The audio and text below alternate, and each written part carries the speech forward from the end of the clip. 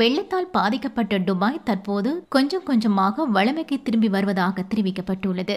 சமீபத்தில் ஓமனில் பெய்த கனமழைக்கு குழந்தைகள் உட்பட்ட 18 பேர் உயிரிழந்த நிலையில் தற்போது ஐக்கிய அரபு அமீரகம், பஹ்ரைன் உள்ளிட்ட நாடுகளில் புயலுடன் கூடிய கனமழை தீவிர பாதிப்பை ஏற்படுத்தியுள்ளது.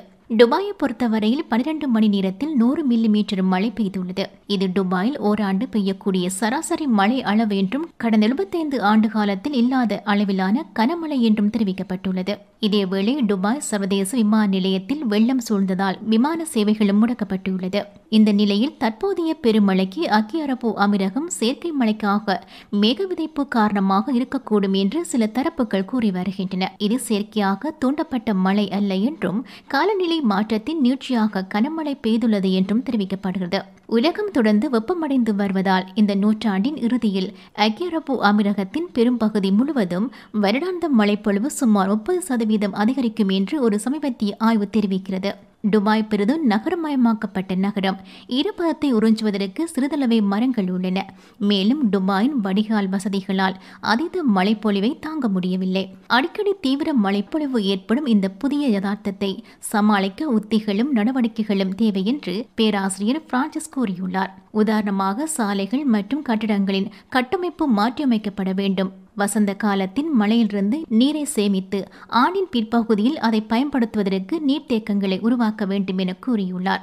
மனிதர்கள் தொடர்ந்தும் பெட்ரோல், டீசல், எரிவாயு மற்றும் நிலக்கரியை எரித்தால் காலநிலை தொடர்ந்து வெப்பமடையும். மழைப்பொழிவு தொடர்ந்து அதிகமாக இருக்கும்.